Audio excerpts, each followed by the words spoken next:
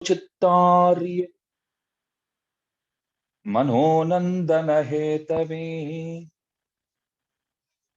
नंदनंदन सुंदर्यै गोदायै नित्यमंगलम्।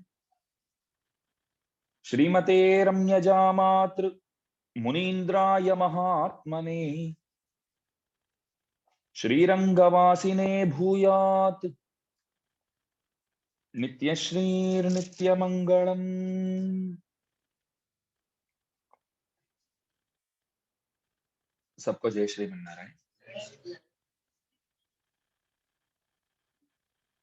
जगत जननी गोदाम्बा महारानी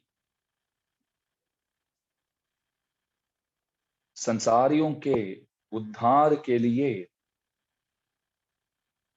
श्री व्रत प्रबंध नामक जो तिरुप्पावई नाम से सुप्रसिद्ध है, उस ग्रंथ को प्रदान किया। इस ग्रंथ में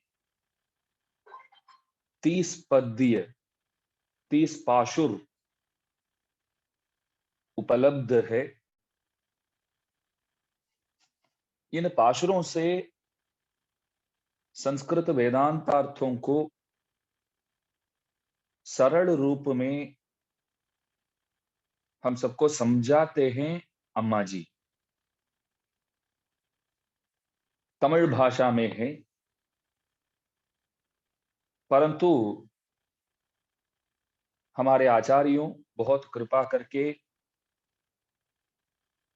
इस ग्रंथ का व्याख्यान जो है वो संस्कृत में और हिंदी में किए हैं। पूज्यपाद जगदाचार्य सिंहासनाधिपति श्रीमद् वेद मार्ग प्रतिष्ठापनाचार्य उभय वेदांताचार्य कांची प्रतिवादि भयंकर अण्णंगराचार्य स्वामी जी महाराज तिरुपावे के लिए एक अद्भुत संस्कृत टीका प्रदान किए हैं। और दादा गुरुजी पूज्यपाद श्रीमद् वेद मार्ग प्रतिष्ठापनाचार्य उभय वेदांताचार्य श्रीमद् यादवाद्री महाविद्वान श्रीशैलानंत पुरुष अक्कारक्कनि संपत कुमाराचार्य स्वामी जी महाराज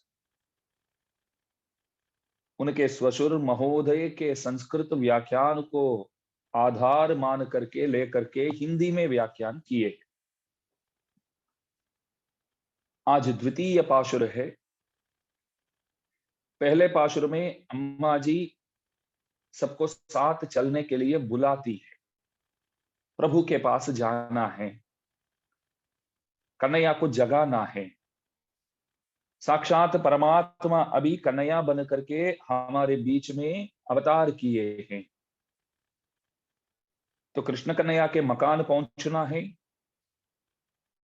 और सोए हुए प्रभु को जगाना है और प्रभु से बोलना है कि हम आपके हैं, सेवा के लिए आए हैं, तो कृपया सेवा स्वीकार करो, सेवा प्रदान करो।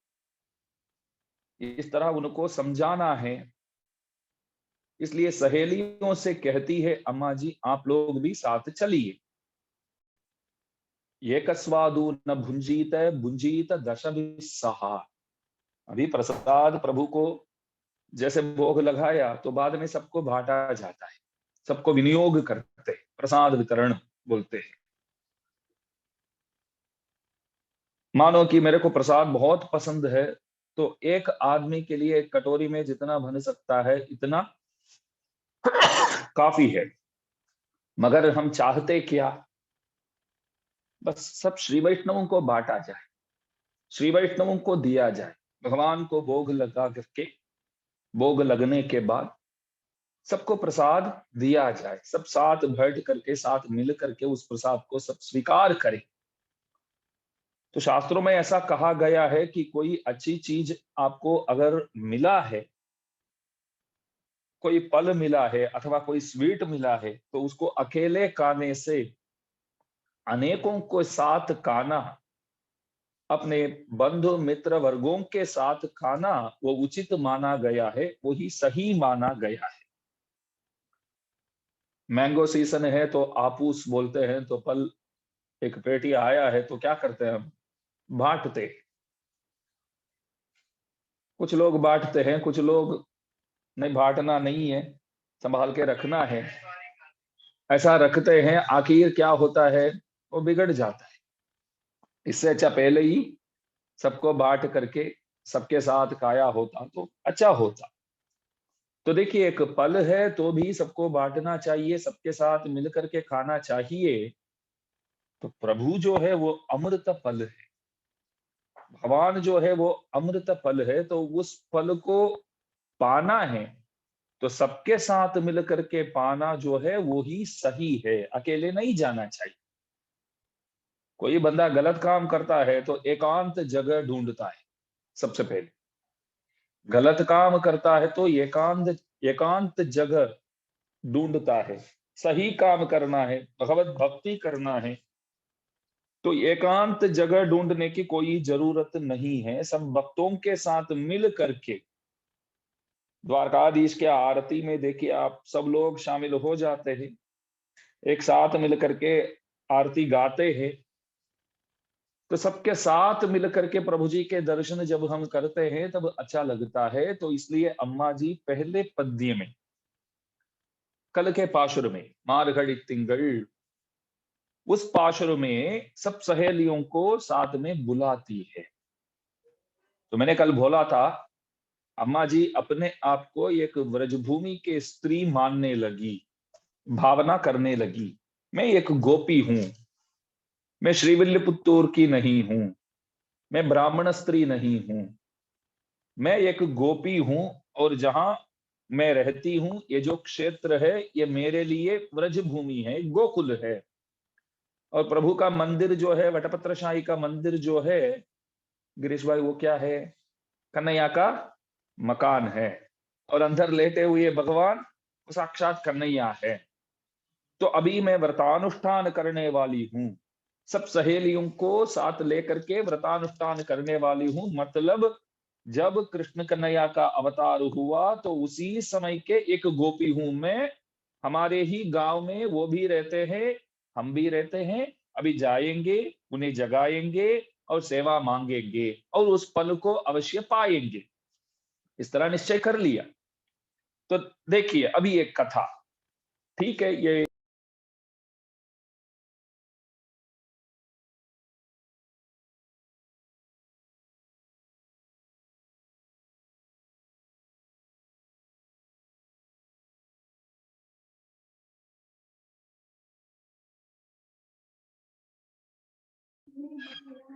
स्वामी जी आपका म्यूट हो गया है स्वामी जी। आप एक ब्रजभूमि के गोपी है आप, तो गोदा नाम भूल जाओ। अभी भी ब्रजभूमि के एक गोपी है आप।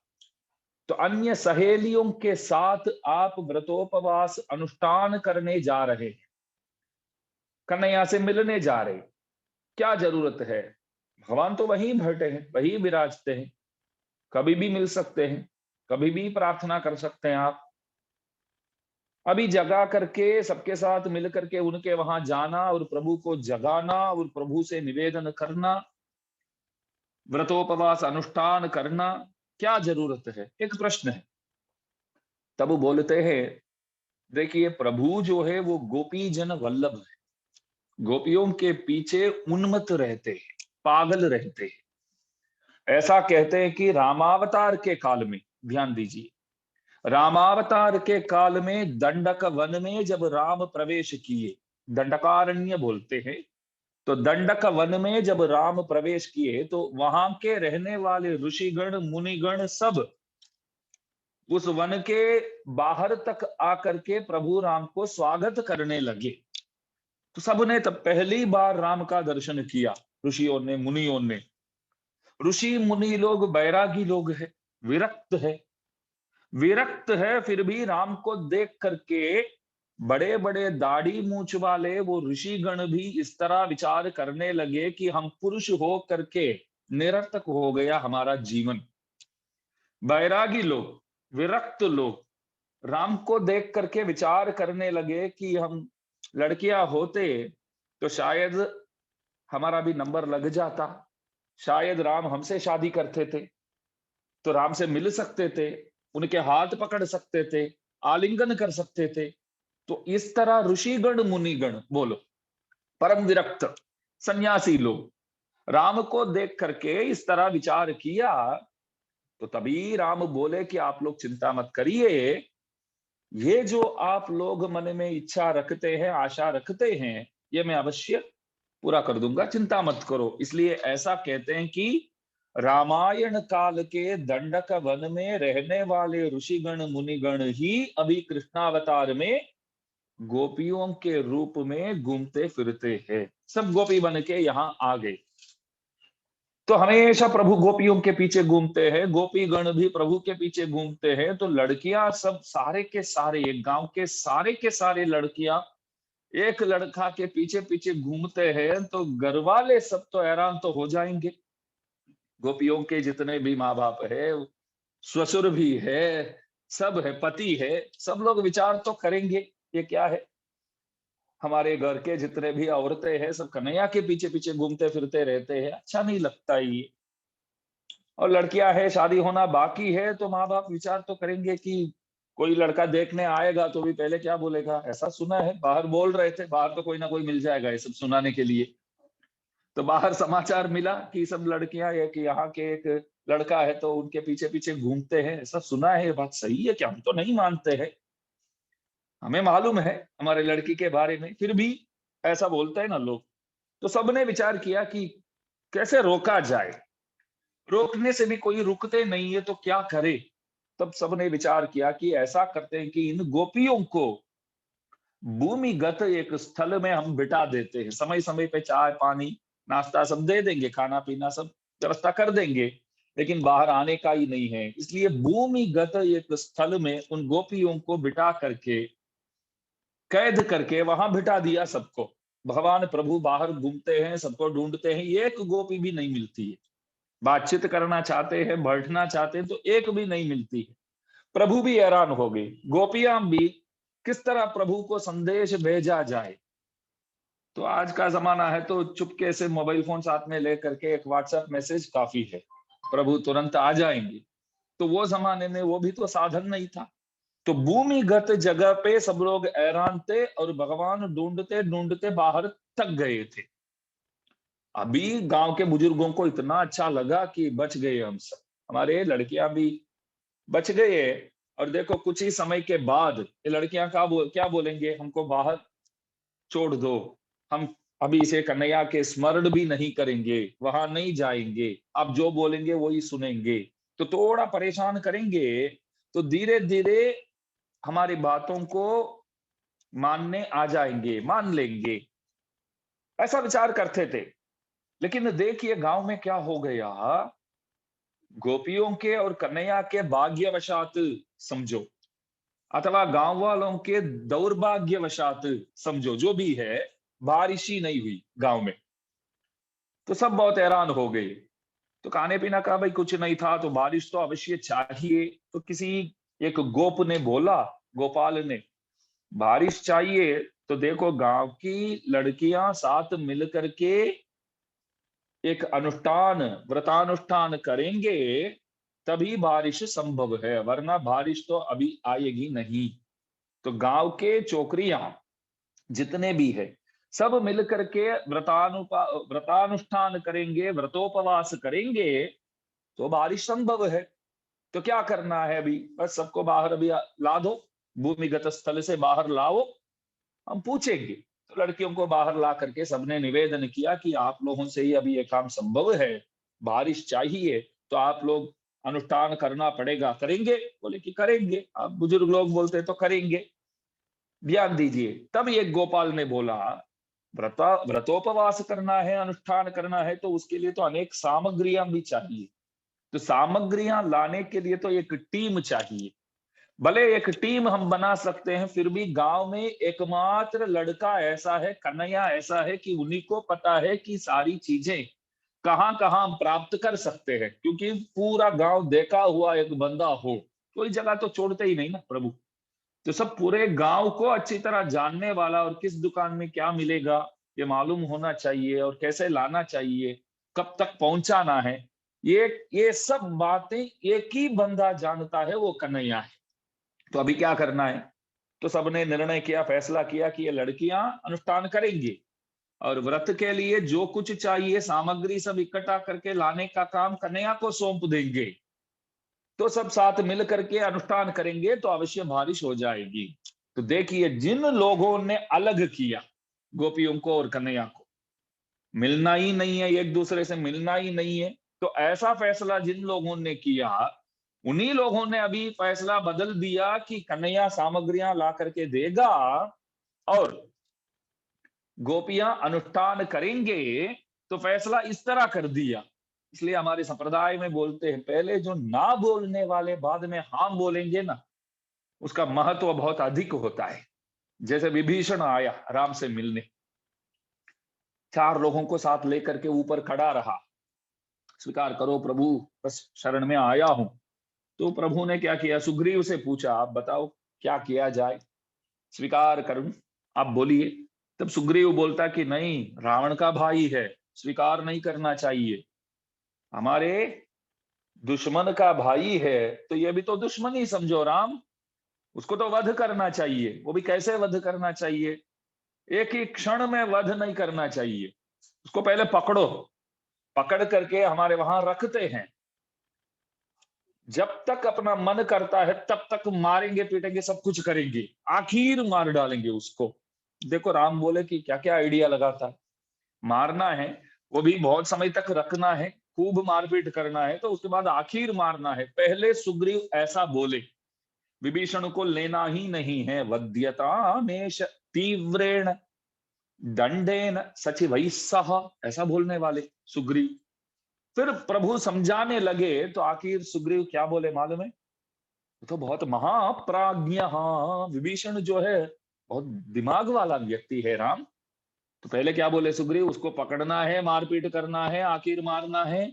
अभी वही सुग्रीव विभीषण के बारे में भाषण देते हैं, बोलते हैं कि विभीषण बहुत अच्छा है, महाप्राज्ञ, सबसे बड़ा दिमाग वाला है, अच्छा आदमी है बंदा, सारो छोकरो बोलते हैं ना वैसे, सारा व्यक्ति स्वीकार करने योग्य है। अस्माभिः तुल्यो भवतु, हमारे संग में लेने योग्य, हमारे गोष्ठी में लेने योग्य। तो सब बोले कि पहले ना बोलने वाला था, अभी हाँ बोल रहा है। तो प्रभु देखिए, जो ना बोलते हैं उनके मुंह से ही हाँ बुलवाते हैं। यही तो हुआ यहां भी। तो गोपियों और कन्हैया दोनों साथ मिल करके अनुष्ठान करेंगे। तो गोपियों सब बोले कि बहुत अच्छा हुआ, देखो बारिश आवे ना आवे, ध्यान दीजिए, बारिश आवे ना आवे हमको क्या जाता, हमको कोई दिक्कत नहीं है, हमको तो प्रभु चाहिए ना, प्रभु मिल जाएंगे। लेकिन एक प्रश्न है यहाँ, तो इन लोगों के मन में बारिश के लिए व्रतोपवास करना है, अनुष्ठान करना है, ऐसा तो है ही नहीं। इन लोगों का विचार क्या है? कन्हैया से मिलना है, खेलना है, फिरना है, बस वही है। तो बारिश कैसे आएगी फिर? ठीक तरह नहीं किया हो तो दवाई तो डॉक्टर तो देते हैं, बराबर है, 101 ऐसे लिख के देते हैं ना, सवारे 1, बपोरे कुछ लेने का नहीं, रात को 1, तो 101 लिख के देते हैं, तो सवारे 1, दोपहर को कुछ नहीं, और रात को 1। अगर 111 लिख के देते हैं तो 011 लिख के देते हैं तो ये सब होता है ना। तो इस तरह है, तो दवाई को आप लेना तो पड़ेगा ना, समय समय पर लेना पड़ेगा, तभी तो ठीक होगा। तो व्रतोपवास जो है, आप जिस उद्देश्य को मान करके करते हैं तभी तो फल को आप पाएंगे। ये लोग क्या करते हैं, बस अनुष्ठान सब करेंगे, लेकिन लक्ष्य जो है, मकसद जो है, वो प्रभु से मिलना है। बारिश क्या है, हमको तो बारिश चाहिए ही नहीं, मतलब हो जाए तो अच्छा, नहीं होएगा तो भी कोई दिक्कत नहीं है हमको। तो ये एक प्रश्न उठता है, तो पकड़े जाएंगे ना फिर। काम अगर सफलता को नहीं पाते हैं, तो बारिश नहीं आई तो मालूम पड़ जाएगा कि कुछ गड़बड़ है, इन गोपियों ने कुछ ठीक नहीं किया है, ऐसा मालूम पड़ जाएगा ना। तो पकड़े जाएंगे तो क्या होगा? तो बोलते हैं नहीं नहीं, अवश्य बारिश होएगी। क्यों? व्रतोपवास अनुष्ठान तो हम करेंगे, भले उद्देश्य प्रभु ही है, लेकिन अनुष्ठान तो करेंगे। उपवास रखेंगे। तो उपवास इत्यादि रखेंगे तो धीरे धीरे 1 महीने में तो हम पतले से हो जाएंगे। शरीर में तो दिखेगा परिवर्तन, पतले से हो जाएंगे। तो वरुण जो है भगवान, वरुण भगवान जो बारिश प्रदान करने वाला, वो हम लोगों को देख करके विचार करेगा कि इन छोकरियों देखो कैसे थे पहले, मजबूत थे सब, अभी ये व्रतोपवास करते करते पतले से हो गए, दुबला हो गए ये सब। भले मकसद अलग है, प्रभु ही उद्देश्य है, फिर भी शरीर में तो परिवर्तन दिखने को तो मिलता है। तो इसलिए वरुण क्या करेगा, खुश होकर के अवश्य वर्षा प्रदान करेगा। तो इसलिए बारिश अवश्य होगी। तो इन लोगों का भी काम हो जाएगा, हमारा भी काम हो जाएगा। और एक प्रश्न है यहाँ, झूठ बोल सकते हैं क्या? ये गोपियां तो झूठ तो बोलते हैं अभी, बारिश के लिए तो नहीं कर रहे, लेकिन बाहर क्या बोलते हैं, बारिश के लिए व्रतोपवास कर रहे हैं। सब जगह पोस्टर वगैरह लग गया, बारिश के लिए ये गोपियां व्रतोपवास करेंगे, अनुष्ठान करेंगे, सब पोस्टर तो हर जगह लग गया, बैनर वगैरह लगा दिया हर जगह। लेकिन झूठ तो है ये झूठ कैसे बोल सकते? तब बोलते हैं नहीं नहीं, झूठ भी बोल सकते हैं, झूठ बोलना भी सही है। अभी अच्छा लगता है ना, झूठ बोलना सही है तो बहुत अच्छा लगता है। शास्त्र में ऐसा कहा गया है कि झूठ बोलना सही है। आप बोलेंगे कि स्वामी जी महाराज, हम अनेक संतों के पास बैठ करके अनेक प्रवचन सुने, बहुत सारे प्रवचन सुने हैं, कोई संत कभी ऐसा नहीं बोला कि झूठ बोलो, अनृतम नो वदेत। वेद में इस तरह शिक्षा हमको प्राप्त होता है, कभी झूठू मत बोलो, कभी झूठ बोलना ही नहीं चाहिए। सत्यम वदा, धर्मम चरा, स्वाध्यायान मा प्रमदः। सत्यम वदा, हमेशा सत्य वचन जो है वही बोलना चाहिए, सत्यवादी होना चाहिए, सत्यमेव जयते सब बोलते हैं ना।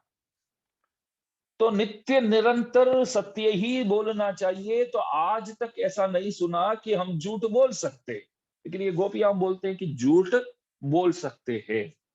कब बोल सकते हैं? विवाह काले ही। एक झूठ बोलने से, कोई शादी है तो वर और वधु दोनों बैठे हैं, तो मंगलसूत्र पहनाना ही बाकी है, हस्तमेलाप जैसे आप लोग बोलते हैं, तो वो ही बाकी है। तो उस वक्त वो वर राजा पूछता है कि मैंने तो एक गाड़ी, स्कूटर जो बोलते हैं, बाइक जो है वो मांगा था। ससुर जी, आपने बोला कि शादी के समय मैं वहां खड़ा कर दूंगा, सबको दिखाऊंगा कि मेरे दामाद को मैं ये दे रहा हूं करके आप बोले थे। लेकिन इधर तो मैं सुबह से देख रहा हूं, जैसे जान लेकर के हम आए तब से हम देखते हैं तो गाड़ी तो दिखता ही नहीं, तो गाड़ी तो है ही नहीं, वो दिखती नहीं गाड़ी, तो किधर है? आप वचन तो दिया था, किधर है? तो ससुर जी सोचने लगे कि शादी के लिए भी बहुत लोगों से पैसा मैं भीख मांग करके लाया हूं और शादी तो कर रहा हूं। अभी बाइक तो मैंने बोला था, बात तो सही है, लेकिन अभी तो लाया नहीं है। मन में विचार कर रहे, लाया तो नहीं हूं। ये दामाद अभी पूछ रहे, नहीं तो हम मंगलसूत्र नहीं पहनाएंगे। पहले जमाने में ऐसा तो बहुत होता था, आजकल तो ऐसा हो गया कि लड़की मिल जाए तो बहुत अच्छी बात है। तो पहले जब हम देने के लिए तैयार है, ऐसा पहले जमाने में तो ऐसा होता था कि ये चाहिए वो चाहिए करके लिस्ट बहुत बनाते थे, दहेज जो बोलते हैं, श्रीधन बोलते हैं, जो भी है। तो महात्मा गांधी जी प्रभृति इतने बड़े बड़े महात्मा, वो भी इसके खिलाफ बहुत लड़े, बोले कि ये तो मांगना ही नहीं चाहिए, ये सब गलत बातें करके। लेकिन जमाना ऐसा था तो देना पड़ता था, आज भी देना पड़ता है। ऐसा हो गया कि आजकल हम हमारे लिए कोई जीते नहीं, दूसरों के लिए ही जीते, बस वही तकलीफ, वो क्या बोलेगा, वो क्या सोचेगा, वो क्या करेगा, बस दूसरों क्या बोलेंगे उस विचार पे पढ़ करके हम नहीं चाहते हुए भी बहुत कुछ करना पड़ता है, करते ही है, वो बात अलग है। तो ससुर जी क्या बोले, हाँ बाइक तो मैंने बोला था, अभी 5-10 मिनट में रास्ते में ही है, फोन किया मैं, वो अभी आ रहा है। इस जीवन में लाके नहीं देने वाले, वो समझो इस जीवन में कभी वो लाके देने वाले नहीं है। लेकिन क्या बोलते हैं, अभी 5-10 मिनट में आप पहना दो ना मंगलसूत्र, समय मुहूर्त ना निकल जाए। तो विवाह काले, झूठ तो बोलते, ये सही है क्या? शास्त्र में ऐसा कहा गया कि ये सही है, बस शादी हो जाए, बस उसके लिए बोल रहे ना, अच्छे काम के लिए तो बोल रहे।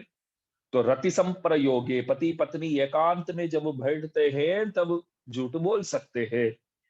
पति पत्नी एकांत में जब बैठ करके बातचीत करते हैं, तो आपस में एकांत में जब बैठे होते हैं तब झूठ बोल सकते हैं।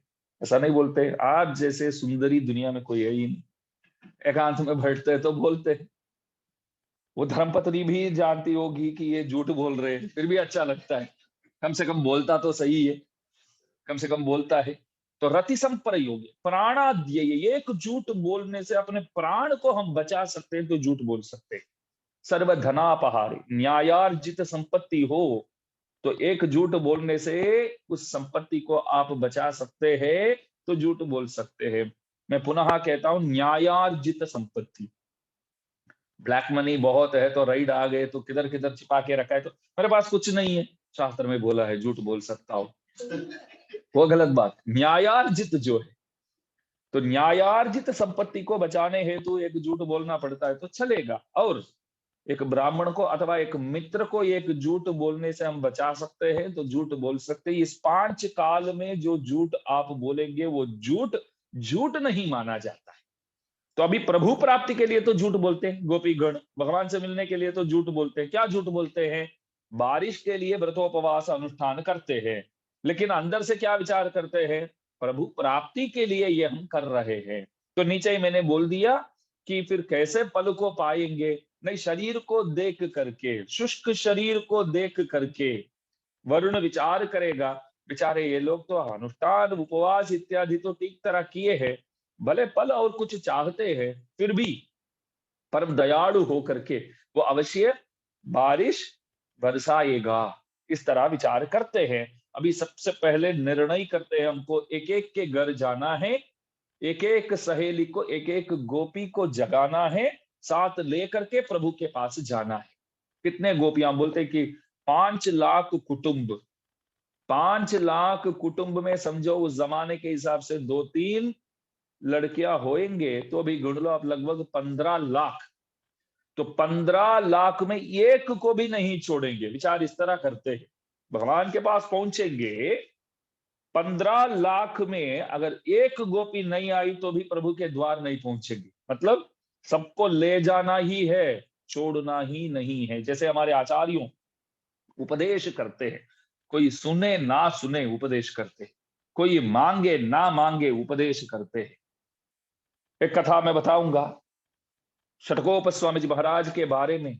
मधुरकर स्वामी जी महाराज गाते हैं, गुरु के गुणगान करते हैं, तब बोलते हैं, पयनन्नागिलुम पांगल्लरागिलुम सयल नन्नागत तिरुत्तिप्पणि कोल्वान। आचार्य 2 प्रकार के होते, आचार्य 2 प्रकार के होते। एक अनुवृत्ति प्रसन्नाचार्य, क्या बोलते हैं? अनुवृत्ति प्रसन्नाचार्य। और दूसरे कृपा मात्र प्रसन्नाचार्य, क्या बोलते हैं? कृपा मात्र प्रसन्नाचार्य। पहले क्या होते हैं? अनुवृत्ति प्रसन्नाचार्य। गुरुजी जो है 2 प्रकार के होते हैं, एक अनुवृत्ति प्रसन्नाचार्य, एक कृपा मात्र प्रसन्नाचार्य। अनुवृत्ति प्रसन्नाचार्य कौन है? अनुवृत्ति प्रसन्नाचार्य वो है, शिष्य को पहले देखेंगे वो ठीक पात्र है कि नहीं, सबसे पहले सही है कि नहीं है, सबसे पहले वो देखेंगे। वो आकर के गुरु जी से निवेदन करता है कि मैं आपसे ये सीखने आया हूं, मेरे को सिखाओ।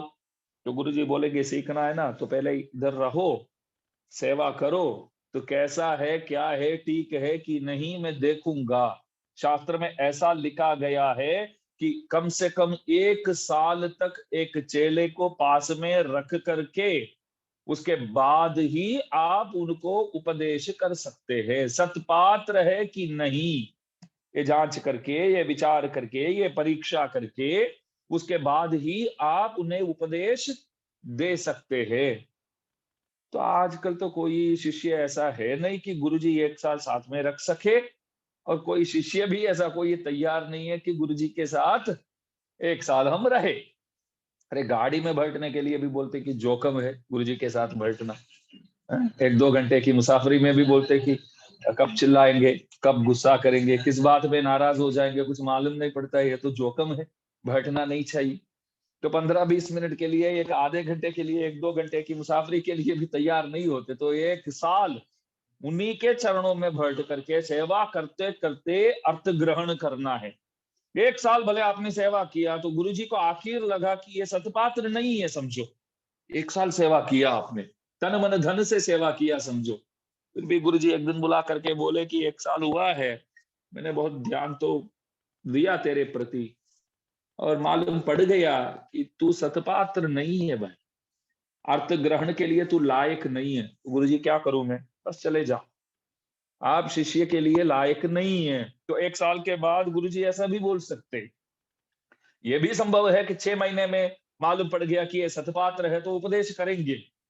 तो अनुवृत्ति प्रसन्नाचार्य जो है शिष्य को 1 साल तक, कम से कम 6 महीने तक, कम से कम 1 महीने तक, कम से कम 15 दिन तक, आप अभी देखते ही रहते क्या और नीचे और भी आएंगे, क्या और भी उतर के आएंगे, और भी उतर के 15 दिन तक कम से कम एक शिष्य को गुरुजी को अपने पास कम से कम 15 दिन रख करके वो सतपात्र है कि नहीं, वो परीक्षा करके ही उपदेश देना है। तो इस तरह उस शास्त्र वचन के अनुसार चलने वाले आचार्यों को हम क्या बोलते हैं, अनुवृत्ति प्रसन्नाचार्य। जैसे गोष्ठी पूर्ण स्वामी जी महाराज, रामानुज स्वामी जी के, कल मैंने बोला था कि 5 गुरु उनके पंचाचार्य पदाश्रिति में गोष्ठी पूर्ण स्वामी जी महाराज, ध्यान दीजिए साक्षात शेषावतार अवतार पुरुष रामानुज स्वामी जी महाराज को भी उनके पास 18 बार जाना पड़ा मंत्रार्थ ग्रहण के लिए।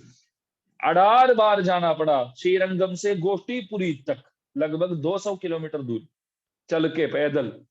तो वो पहुंचेंगे, गुरुजी देखेंगे, कौन, रामानुज आए हो क्या? हाँ स्वामी जी महाराज, दास आया है, आपने बोला था।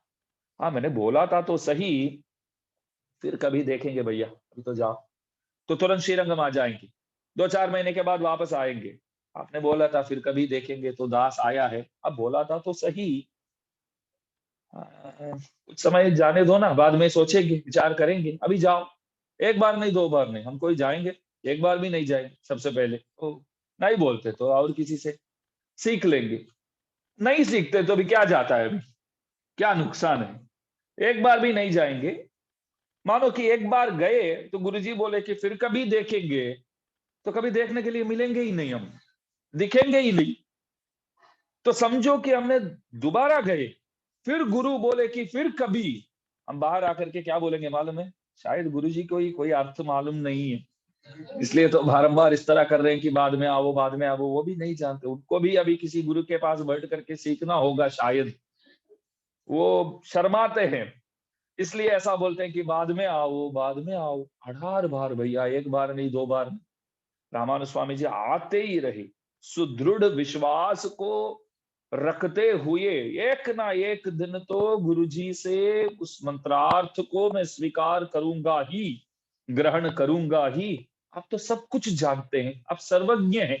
रामानुज स्वामी जी एक अवतार पुरुष है तो सब कुछ जानते तो है, फिर भी देखिए आप गुरुजी के पास बैठ करके सीखना अत्यावश्यक है। इस बात को समझाने हेतु गुरु के पास बैठ करके अर्थ ग्रहण करना चाहिए। तद्विद्धि प्रणिपातेन परिप्रश्नेन सेवया उपदेक्ष्यन्ति ते ज्ञानम ज्ञानिनः तत्वदर्शिनः। गीता जी में अर्जुन को प्रभु उपदेश करते हैं कि तद्विद्धि प्रणिपातेन परिप्रश्नेन सेवया, गुरु के वहां पहुंच करके अनेक सेवा करके गुरु के मुखारविंद से अर्थ ग्रहण करना चाहिए।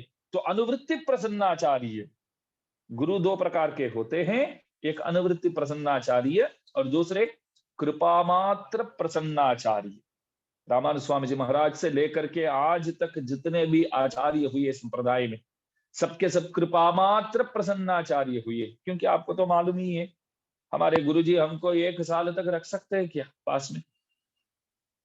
घर वाले नहीं रख पाते हैं, घर के परिवार के सदस्यों नहीं रख पाते हैं, रहना पड़ता है, मजबूरी, रहते हैं साथ में परिवार वाले। तो परिवार वाले हमको सहना पड़ता है तो सहते हैं, तो गुरुजी 1 साल तक पास में कैसे रखेंगे? फिर भी देखिए हमारे आचार्यों हमको नजदीक बुला करके, बिठा करके, पंच संस्कार प्रदान करके, मंत्रोपदेश करके, तू मेरा चेला है, मैं देखता हूं तेरे को, कौन रोकता है? गुरुजी बोलते हैं तू मेरा है, तू बस इतना ही ध्यान में रखो कि मेरे गुरुजी के हाथ मेरे सर पे है, तो इतना ध्यान में रखो, मैं देखता हूं तेरे को कौन रोकता है। इस तरह बोलने वाले गुरु जो होते हैं, कृपा मात्र प्रसन्नाचार्य, हम में क्या कमी है क्या ज्यादा है वो कभी देखते ही नहीं, कुछ ज्यादा तो है ही नहीं। हम पूरे के पूरे गिरे हुए हैं, पूरे के पूरे हम निकृष्ट है, निहीन है। हमारे आचार्यों जैसे गाते हैं, अमर्यादः क्षुद्रः चलमति ही असूया प्रसव भूः कृतघ्नः दुर्मानी स्मर परवशः वंचन परः नृशंसः पापिष्टः। यामुनाचार्य जी क्या क्या बोलते हैं देखिए अपने बारे में। इतने बड़े महात्मा संप्रदाय के हुए आप, इतने बड़े महात्मा होकर के भी आप नैत्यानुसंधान करते हैं, कमियों का वर्णन करते हैं। आप खुद को बोलते हैं कि मैं बुरा हूं, मैं बुरा हूं, मैं बुरा हूं। हम में और आचार्यों में क्या फर्क है? आचार्यों खुद को बोलते हैं कि मैं बुरा हूं, हम लोग दूसरों को बोलते हैं कि तू बुरा है, तू बुरा है। ये गलत बात है। दूसरों को नहीं बोलना चाहिए, दूसरों को बोलने के लिए हम नहीं आए हैं, दूसरों के आचार विचार पर ध्यान देने के लिए हम आए नहीं है, हमारे बारे में देखने के लिए हम आए हैं, हमारे बारे में विचार करने के लिए हमको इधर भेजा है, हम भेजे गए हैं, समझो। तो अपने बारे में पहले देखना चाहिए, सोचना चाहिए हम कैसे है, क्या है। आखिर आपको मालूम पड़ेगा कि हमसे बेकार कोई है ही नहीं है। ये विचार आप करना शुरू करेंगे तो आपको मालूम पड़ जाएगा कि सबसे बेकार व्यक्ति तो मैं हूं। फिर भी गुरु कृपा से मैं ऐसा बन चुका हूं, मतलब ऐसा बन चुका हूं, नहीं तो ऐसा बनने वाला हूं कि एक ना एक दिन प्रभु भी मेरे को चाहेंगे। आचार्य कृपा से, और कोई कारण नहीं है। ना मेरे पैसे को देख करके, ना मेरे सेवा को देख करके प्रभु मेरे प्रति प्रीति करेंगे। प्रभु प्रीति इसलिए करेंगे कि मेरे पसंदगी आचार्य के कृपा पात्र है। ये बस एकमात्र हमारे पास वही विषय है जो प्रभु को अच्छा लगे। एकमात्र हमारे पास एक ही विषय बचा है जो प्रभु को अच्छा लग सकता है कि मेरे बहुत पसंदगी एक आचार्य है, उस आचार्य के ये कृपा पात्र है, बस इतना ही। गुरु कृपा ही केवलम बोलते हैं ना, गुरु कृपा से बढ़कर कोई नहीं। आचार्य अभिमान ही उद्धारक है। तो इसलिए देखिए, कृपा मात्र प्रसन्नाचार्य, आचार्य तब क्या देखते हैं? हमारे कमियों को नहीं देखते हैं, अपनी कृपा को देखते हैं। हमारे पास तो कमियां तो अनेक है, उस पर ध्यान नहीं देते हैं गुरुजी। गुरुजी किस पर ध्यान देते हैं? मैं कृपाणु हूं इतना काफी है, बस मैं कृपाणु हूं इतना काफी है। तो ऐसा अपने कृपा को देख करके, कृपा पर ध्यान दे करके सबके उद्धार करते, प्रभु के निकट पहुंचाते। तो कृपा मात्र प्रसन्नाचार्य, तो अनुवृत्ति प्रसन्नाचार्य और कृपा मात्र प्रसन्नाचार्य, हमारे लिए तो कृपा मात्र प्रसन्नाचार्य ही काम में आएंगे। अनुवृत्ति प्रसन्नाचार्य हमारे काम के लिए नहीं है, रख ही नहीं सकते हैं, बुला भी नहीं सकते हैं पास में। तो पंचसंस्कार देना, बाद में उपदेश करना तो बहुत दूर की बात है, द्वार तक नहीं आने देंगे अनुवृत्ति प्रसन्नाचार्य होंगे तो कृपा मात्र प्रसन्नाचार्य है। तो क्या क्या क्या क्या करते हैं? विशेष अनुग्रह करते हैं, बस गोद में नहीं बिठाया, इतना ही है बस। माथा ऊपर चढ़ जाते हैं तो भी सह लेते हैं, बस गोद में नहीं बिठाते, इतना ही है। तो बच्चों की तरह, बालकों की तरह रखते हैं, प्रेम से उपदेश करते हैं। हंसते हुए एक प्रश्न हमसे पूछते हैं कि आप कैसे हो? तभी लगता है कि जितने भी मन में ताप, जितने भी मन में दुख अभी तक मैं महसूस करता था, तो एक प्रश्न आप कैसे हो करके गुरु महाराज हमसे पूछते हैं, तो ऐसा लगता है तो उसी क्षण सब उतर गया हमारे शरीर से, हमारे मन से। तो ये शक्ति, ये जादू गुरु जी के सिवाय कौन कर सकता है? कृपा मात्र प्रसन्नाचार्य के सिवाय कौन कर सकता है ये जादू? कोई नहीं कर सकते। तो इसलिए आचार्यों ये चाहते हैं कि प्रभु के हिसाब से सब तो समान है, उनकी दृष्टि से देखा जाए तो सब समान है। प्रभु सबको चाहते हैं, किसको ना बोलते हैं? प्रभु किसी को ना बोलते, तू मेरे पास नहीं आ सकता है करके किसी को बोलते? हिरण्य एक असुर का पुत्र प्रहलाद, कभी प्रभु ने प्रहलाद से यह नहीं कहा कि तू असुर का पुत्र है, तू दूर चले जा, हट जा, मेरे सामने मत आ, से तो कभी नहीं बोले। प्रभु बोले कि हिरण्य आएगा ना तो भी स्वीकार करने के लिए तैयार हूं। प्रहलाद तो परम भक्त है, प्रहलाद तो परम भक्त है, रावण का भाई करके बोल करके आया था विभीषण, बोलता कि मैं, तू कौन है?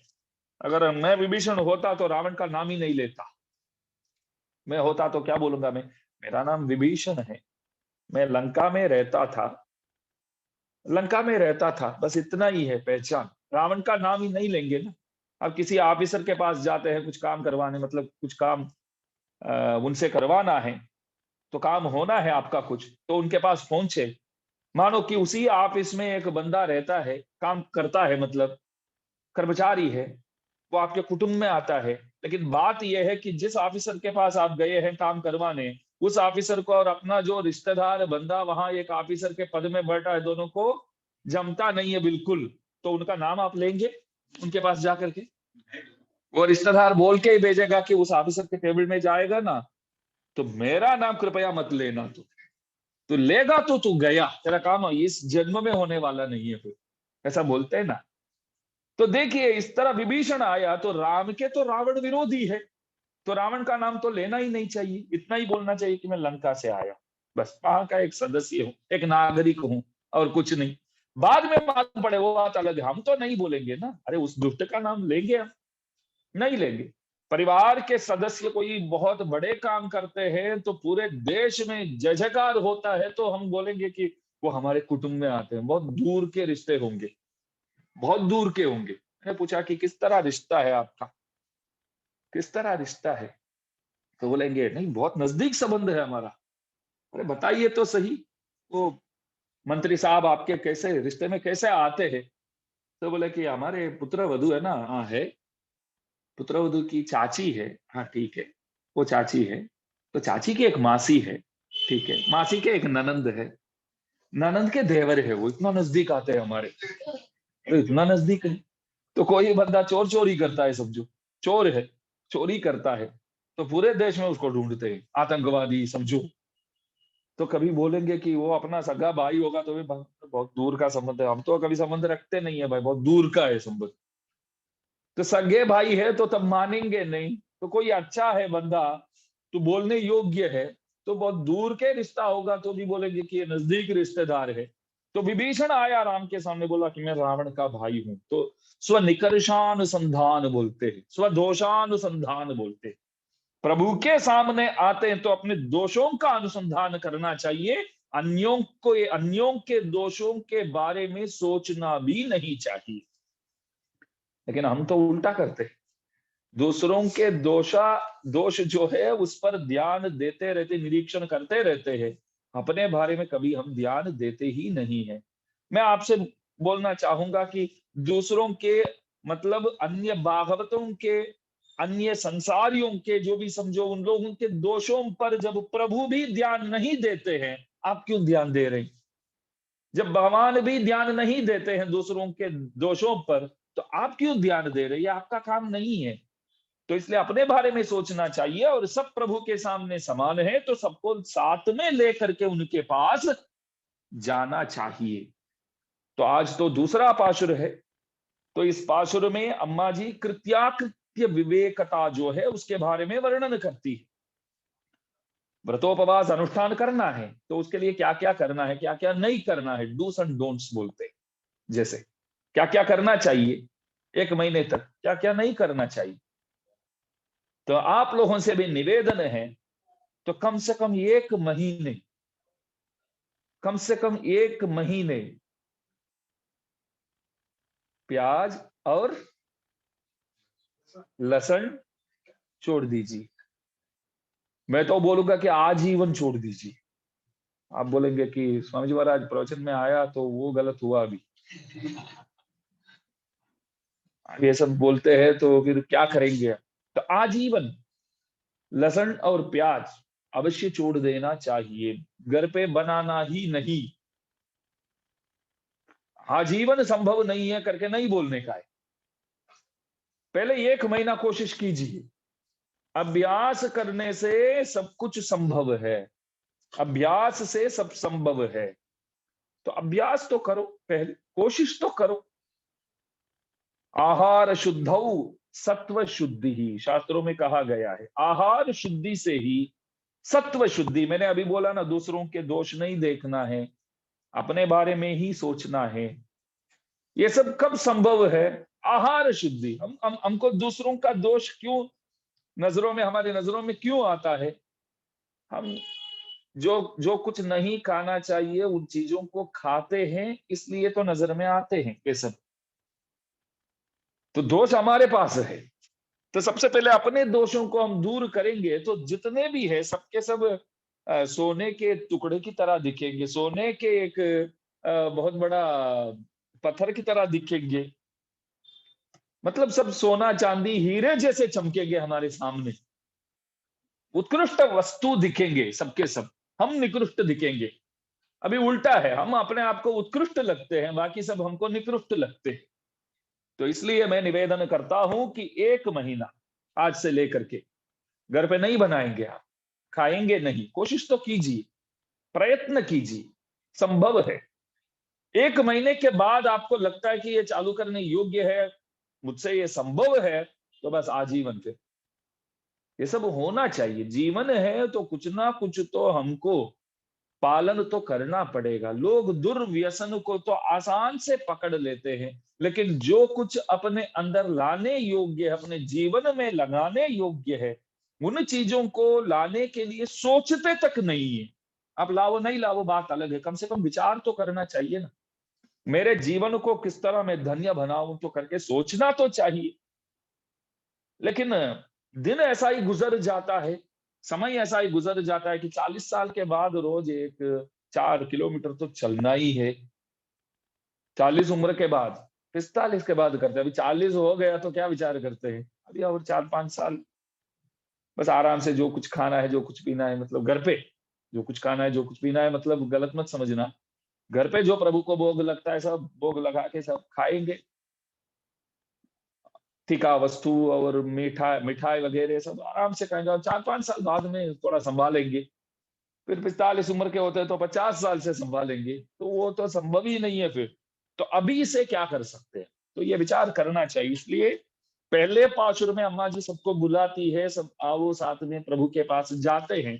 दूसरे पाशुर में व्रतोपवास के लिए, अनुष्ठान के लिए डूस एंड डोंट्स क्या है, क्या करना है क्या नहीं करना है, वो पहले ही फैसला, तभी तो सबको मालूम पड़ेगा ना क्या कर सकते हैं क्या नहीं कर सकते।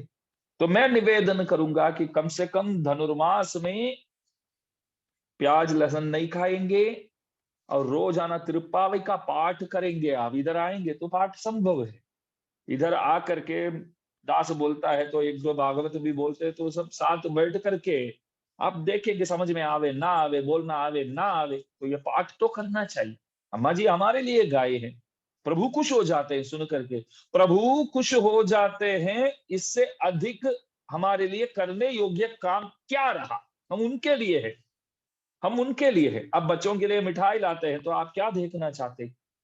वीरेंद्र भाई बोलिए। अब बच्चों के लिए मिठाई लेके आते हैं, बच्चे खुश हो जाते हैं, तो वही तो आप देखना चाहते हैं।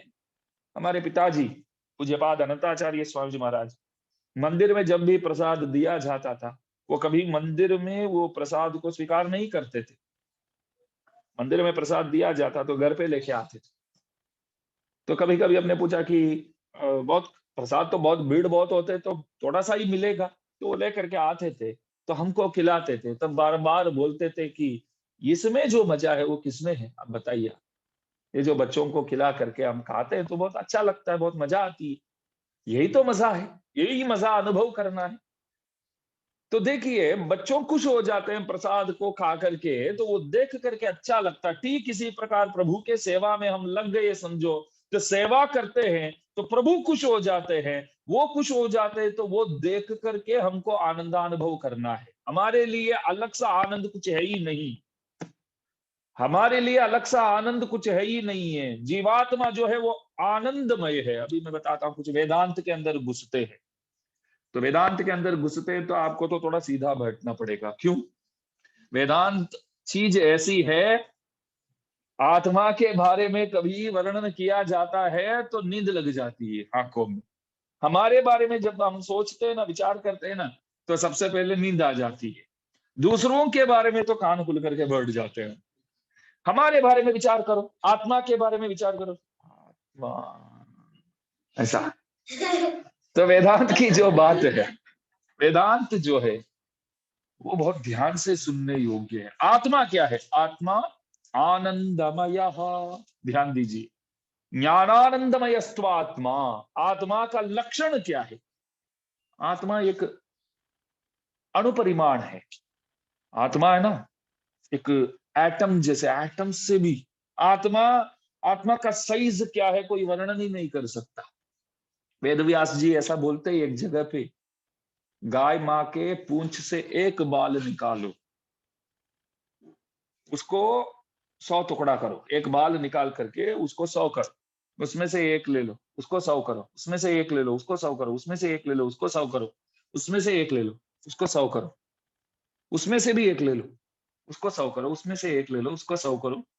बस करते ही रहो, करते ही रहो, आखिर जो कुछ बचेगा हमारा आत्मा का साइज वही है।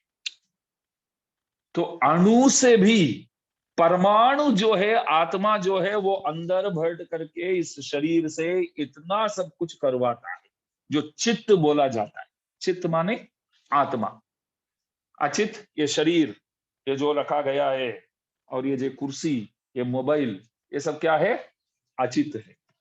आत्मा चित्त है, और दोनों के अंदर अनुप्रवेश करके नियामक के रूप में जो भरता है उसका नाम है ईश्वर। कल रात को मैंने बताया था, यामुनाचार्य स्वामी जी महाराज सिद्धित्रय नामक ग्रंथ प्रदान किए हैं।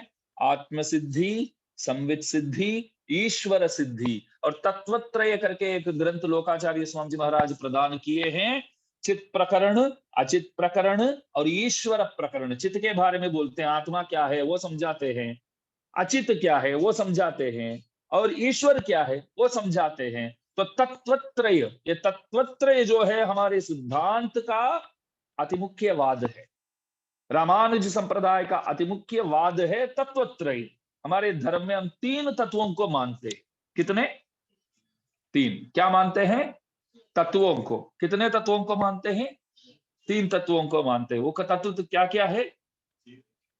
चित, ईश्वर। चित, अचित, ईश्वर। तो आप जो बोल रहे हैं ना, वो पृथ्वी, अपू, तेजस, वायु, आकाश, वो है, वो अलग है, पंचभूत की बात नहीं है इधर। ये जो है तत्वत्रय, चित, अचित, अने ईश्वर। तो देखिए, ज्ञानानंदमय आत्मा, आत्मा जो है वो ज्ञानमय है, आत्मा जो है वो आनंदमय है, आत्मा जो है वो आनंदमय है। अच्छा, आनंदमय है आत्मा, तो वो आनंद क्या है? अलग सा तो आनंद नहीं है करके मैंने कहा। तो आनंद क्या है? हम प्रभु की सेवा करते हैं तो प्रभु खुश हो जाते हैं, तो प्रभु की खुशी को देख करके आनंद होना जो है वही जीवात्मा का लक्षण है, वही जीवात्मा है। तो प्रभु के सेवा के लिए है हम। तो इसलिए कृत्याकृत्य विवेकत्व जो है वो अत्यावश्यक है। अम्मा जी वही करते हैं, वही बोलते हैं कि हमको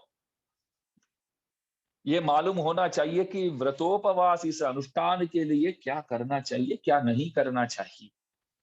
कृपावई जो है, मतलब श्री व्रत प्रबंध, गोदाम्बा द्वारा दिया गया ग्रंथ।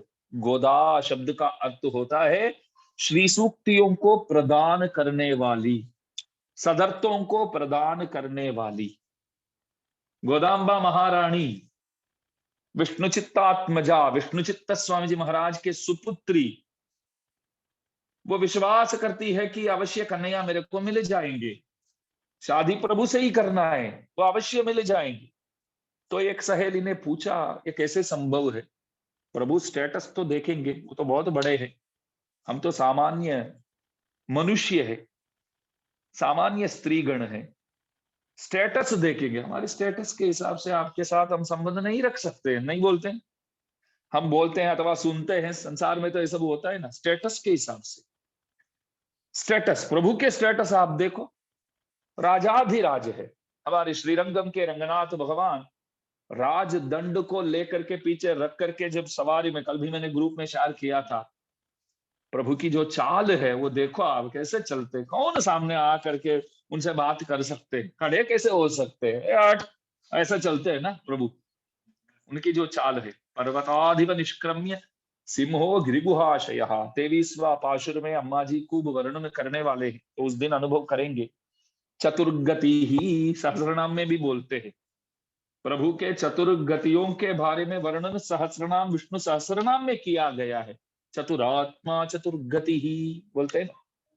तो प्रभु की जो चाल है, कल आप सबने तो ग्रुप में तो दर्शन किया होगा, रंगनाथ भगवान ऐसे चल के आते हैं, कौन सामने वो करके मुझसे आप शादी करेंगे करके कौन पूछ सकते हैं उनसे। तो अम्मा जी लेकिन बोलती है कि वो चल के आते हैं ना, मेरे लिए चल के आते हैं। चलो कैसे बोलते हैं देखो, पॉजिटिव अप्रोच।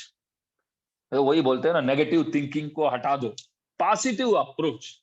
मैंने बहुत साल पहले बोला था, अभी भी हम वहीं बैठे हैं, फिर भी बोलना चाहूंगा। ये मालूम नहीं है प्रवचन में बोलने योग्य कि नहीं। लक्ष्मीपुरा में हमारा तो जमीन तो है, जगह तो है, 15-16 साल हो गया। तो अब वहां कुछ हम करना तो चाहते हैं, अभी भी चाहते हैं। हमने कुछ किया नहीं अथवा कुछ हुआ नहीं, जो भी है कुछ हुआ नहीं है। तो वो जमाने में मतलब 2005 के साल में यहाँ के महान भाव सब साथ में बैठे थे, तो बोले कि 5 करोड़ की एक मंदिर बनाएंगे इधर करके। तो किसी ने पूछा ये संभव है? तब दास ने कहा क्यों संभव नहीं। 5 करोड़ में 5 के पीछे कितने शून्य लगते हैं? 6 नहीं, 6 5 करोड़ में तो तो जो भी लगता है। तो मैंने बोला इतना शून्य तो अभी हमारे पास है ही, एक 5 ही नहीं है, बस वही तो चाहिए। तो एक पॉजिटिव अप्रोच बोलते हैं। ठीक है, अप्रोच भी होना चाहिए और उसके हिसाब से काम भी करना चाहिए। तो दास ने कुछ किया नहीं है तो हुआ नहीं है, हो जाएगा। प्रभु जब चाहते हैं तब तो सब संभव है।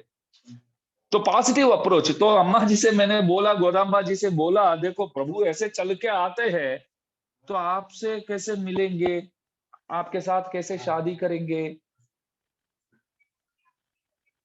तो आपके साथ कैसे शादी करेंगे, आपसे कैसे मिलेंगे? तो ऐसे चल के आते, एक शेर की तरह आते हैं। तो अम्मा जी बोले आप समझे ही नहीं उनको, वो ऐसे चल के आते हैं ना, मुझसे मिलने के लिए ही आते हैं, मेरे लिए आते हैं वो। और एक बात बोलते हैं, ये अद्भुत बात है। अम्मा जी बोलते हैं कि आपकी बात बिल्कुल सही है, मेरे बुलाने पर प्रभु नहीं आएंगे, मेरे कहने पर मुझसे प्रभु शादी नहीं करेंगे, फिर भी मुझसे शादी करेंगे। क्यों? मेरे पिताजी के गुरुजी के कहने पर मुझसे प्रभु शादी करेंगे, बस उस पर विश्वास है मेरे को। एक सहेली अम्मा जी से बोलती है हम तो बहुत छोटे हैं और उसमें भी स्त्री गण है, स्वातंत्र्य तो है ही नहीं। आज भी देखिए आप सब बैठे हैं। हाँ, आजकल तो पहले जमाने के हिसाब से देखा जाए तो थोड़ा बहुत तो ठीक है, थोड़ा बहुत तो स्वतंत्र आप सबको मिला हुआ है।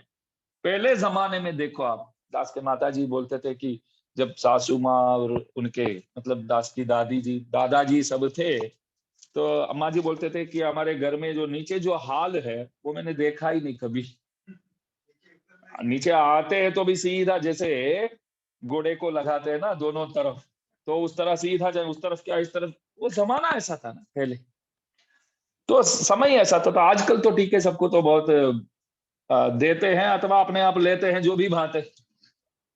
देने की भी बात नहीं है, लेने की भी बात नहीं है, अभी बस ऐसा ही रहेंगे। ऐसा तो समय भी बदल गया, जमाना बदल गया आजकल। तो देखिए समय ऐसा हो गया।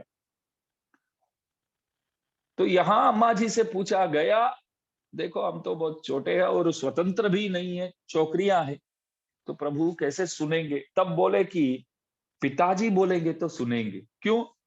विष्णु चित्त स्वामी जी महाराज खुद को एक यशोदा के भावना को अपना कर वो भगवान को नहाने हेतु बुलाते हैं तो प्रभु आते, फूलहार पहनाने के लिए बुलाते हैं तो आते हैं, बोलते हैं कि नजर उतारता हूं आओ तो कन्हैया आते हैं। तो अम्मा जी बोलते हैं कि जब भी कन्हैया को बुलाते हैं तो कन्हैया तो आ ही जाते हैं। मेरे पिताजी बोलेंगे कि मेरी बेटी से शादी करने के लिए आ जाओ तो भी आएंगे। जब सब कुछ सुनते हैं, मेरे पिताजी जो कुछ बोलते हैं प्रभु सुनते हैं, तो पिताजी बोलेंगे कि गोदा से शादी कर लो तो करेंगे प्रभु। आचार्य बोलते हैं तो प्रभु को सुनना ही पड़ता है। आचार्य वाक्य को प्रभु कभी उल्लंघन कर ही नहीं सकता, इस बात पर आप लोगों को जरा भी शंका नहीं होनी चाहिए। गुरु जी बोलते हैं तो प्रभु अवश्य सुनते हैं, सुनना ही पड़ता है। गुरु वाक्य को प्रभु अवश्य स्वीकार करते हैं। तो इसलिए कहते हैं कि यहाँ अम्मा जी बोलते हैं कि अवश्य प्रभु मिलेंगे, सब साथ चलिए। 2 दिन से तो त्रिपावी का अनुभव तो हम कर ही रहे हैं, लेकिन अभी तक एक पाशुर का भी अनुभव नहीं हुआ है, अभी प्रवेश में ही है हम। तो कल पहले पाशुर और दूसरे पाशुर का अनुभव यहाँ हम करेंगे और तीसरे पाशुर का भी अनुभव शुरू कर देंगे। धीरे धीरे 30 पाशुर के अनुभव जितना हो सकता है इतना करेंगे। ऐसा ही है कि त्रिपावई को आज तक किसी ने पूरे के पूरे उस ग्रंथ के अर्थों को ना किसी ने बोला ना किसी ने सुना, क्योंकि सकल वेदांत सार है ये। मैं एक अद्भुत बात बताना चाहूंगा। पूज्यपाद अनंगराचार्य स्वामी जी महाराज यहाँ से प्रसाद लेकर के जैसे जाएंगे तो वहां ऊपर उनका चित्रपट लगाया हुआ है, तो अवश्य कृपा मतलब दर्शन करके कृपा पात्र हो करके जाइए, क्योंकि त्रिपावई के लिए उन्होंने जो उपकार किए हैं, अनेक व्याख्यान, अलग अलग व्याख्यान, उनके जीवन में 50 से अधिक बार त्रिपावई प्रवचन वो किए। 90 साल से अधिक रहे, तो इसलिए 50-60 बार अथवा 70 बार त्रिपावई का प्रवचन किए हैं वो। इसमें 50 साल उन्होंने लगातार ऐसा प्रवचन किया कि एक बार जो अर्थ उन्होंने सबको सुनाया वो दूसरी बार कभी बोले ही नहीं। बोलो, तो इस तरह 50 साल तक लगभग। और ऐसा भी वहां के आचार्यों बोलते हैं कि एक बार पहले पाशुर के पहले पद्य के पहली पद जो है मार गई टिंगल, बस इतना ही लिया, 1 महीना चलाया, बोल माक्षर महीना, बस इतना ही विषय उसको लेकर के। तो ऐसे ऐसे उस त्रिपावई में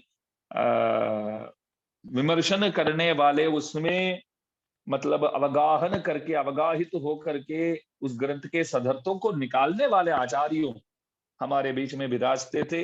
इनमें अग्रगण्य माने जाते हैं हमारे पूज्यपाद जगदाचार्य सिंहासनाधिपति कांची प्रतिवादि भयंकर अनंगराचार्य स्वामी जी महाराज। तो हम सब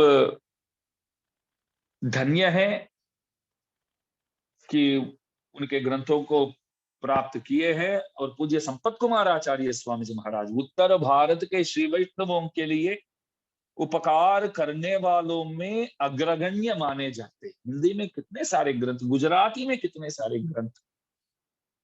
हमारे माताजी आज भी बोलते, याद करते कि दादाजी जब मौजूद थे, विराजते थे, तब बैठते थे तो उनके आसपास तो पूरे पुस्तकों ही पुस्तक।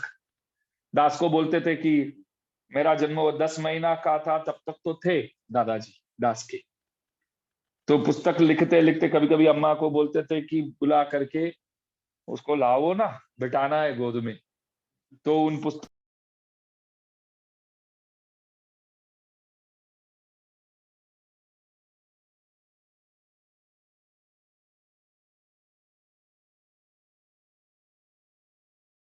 के 1-2 शब्द दास बोल पाता है, अज्ञानी है दास फिर भी 1-2 शब्द सबके सामने बोल पाता है, तो उनकी बहुत कृपा है। तो उत्तर भारत के श्री वैष्णवों के लिए हिंदी में अनेक ग्रंथों के अनुवाद करके खूब उपकार किए हैं। तो इसलिए तो अनुभव तो हम अनुभव कर पाते हैं। एक ही विषय बताऊंगा अभी। रामानुज स्वामी जी से एक बार पूछा गया, त्रिपावई का कालक्षेप करना है तो कृपया आप 1 महीना प्रवचन करो।